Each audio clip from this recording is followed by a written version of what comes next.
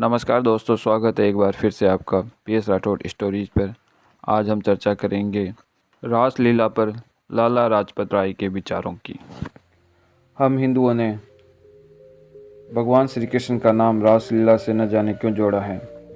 इस रास लीला के विषय में अनेक मिथ्या बातें जनसाधारण में फैली हुई है, जिससे कृष्ण के निर्मल नाम और यश पर दबाव लगता है।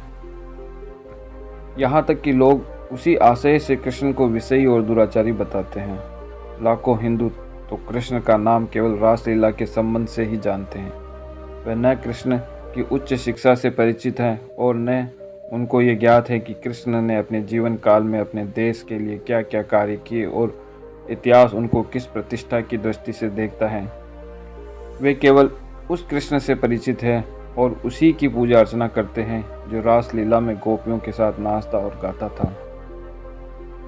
स्मरण रहे कि कृष्ण और बलराम 12 वर्ष से अधिक गोप लोगों में नहीं रहे। 12 वर्ष की अवस्था में या उसके लगभग अवस्था में या उससे कुछ पश्चात वे मथुरा चले आए और फिर याव जीवन उनको कभी गोकुल एवं वृंदावन में जाने का अवकाश नहीं मिला। यहाँ तक कि उन्हें मथुरा भी छोड़नी पड़ी। ऐसी दशा में विचारना चाहिए कि गोपियों से प्रेम या सहवास करने का उन्हें कब या किस आयु में अवसर मिला होगा। अतः वह उन सब अत्याचारों के कर्ता कैसे कहे जा सकते हैं जो उनके नाम से रासलीला में दिखाए जाते हैं। संसार की ऐसी धार्मिक जाति जिसकी धर्मोन्नति किसी समय जग विख्यात थी, आज अपने उस धर्म पर यों उपवास करने पर उतारू हो गई है। धर्म के नाम पे हजारों पाप करने लगी है और फिर आड़ के लिए ऐसे धार्मिक महान पुरुष को चुन लिया जाता है जिसकी शिक्षा में पवित्र भक्ति कूट कूट कर भरी हुई है। दुख की बात तो यह है कि हमने अपने महान पुरुषों का कैसे अपमान किया है। कदाचित ये इसी पाप का फल है कि हम इस अधपतन को पहुंच गए हैं और कोई हमारी रक्षा न कर सका। रासलीला का यथार्थ चित्र तो इस प्रकार है कि वर्षा ऋतु है, चारों ओर हरियाली लहलहा रही है।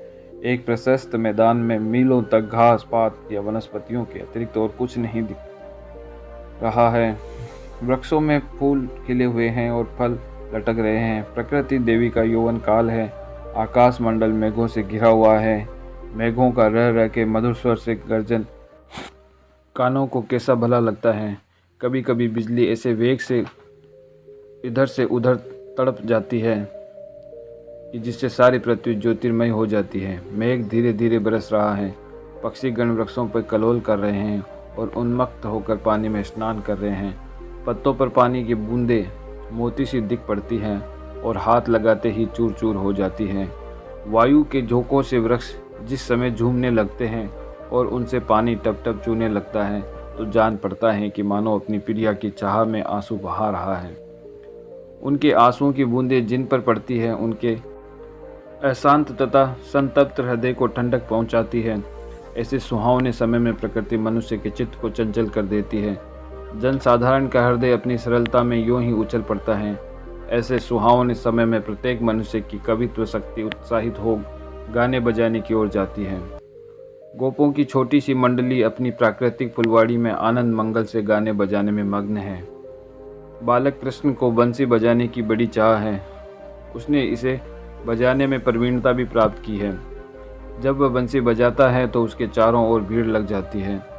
गोपों के लड़के और लड़कियां व्रत बनाकर उसके चारों ओर खड़े हैं और नाचना तथा गाना आरंभ करते हैं।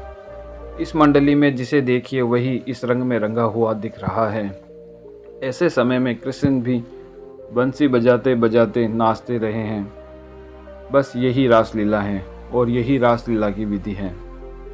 यथार्थ तो बस इतना ही था कि जिस पर हमारे पौराणिक कवियों ने ऐसी ऐसी युक्तियां लगाई हैं, इतना ताना बाना बुना कि बस पृथ्वी और आकाश को एक कर दिया। इन तांत्रिक कवियों ने कृष्ण का ऐसा चित्र खींचा कि यदि उसका सहस्त्रांश भी सत्य हो तो हम ये कहने में तनिक भी नहीं संकोचाएंगे कि कृष्ण अपने जीवन के इस काल में बड़े विषयी और कामातुर थे।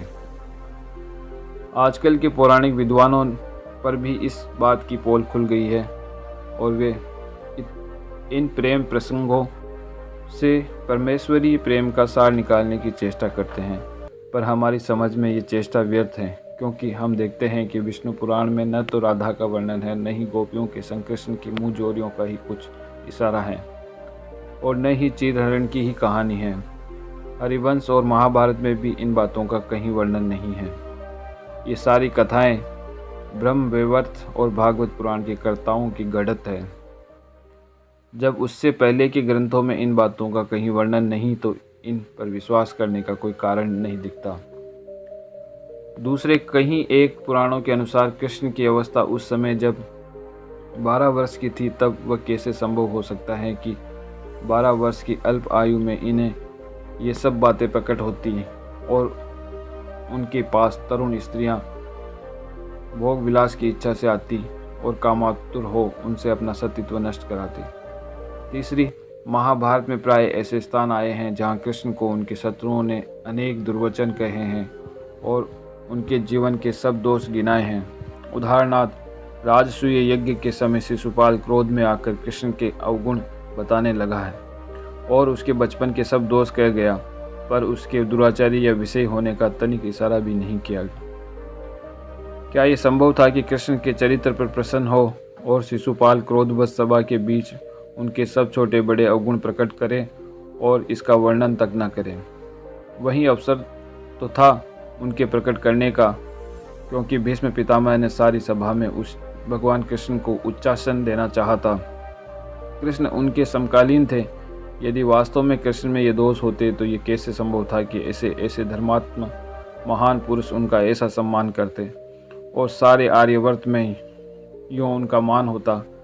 संस्कृत की प्राय सभी पुस्तकों में कृष्ण को जितेंद्रिय लिखा है। जितेंद्रिय उसको कहते हैं जिसने अपनी इंद्रियों को जीत लिया हो। यदि कृष्ण का वास्तव में राधा या मानवती से प्रेम था, तो इन पुस्तकों में इन्हें जितेंद्रिय क्यों लिखा? रासलीला के नृत्य के विषय में प्राचीन ग्रंथों में ऐसा प्रतीत होता है कि उस समय व्रत बनाकर नाचने की प्रथा सारे भारत में ही थी।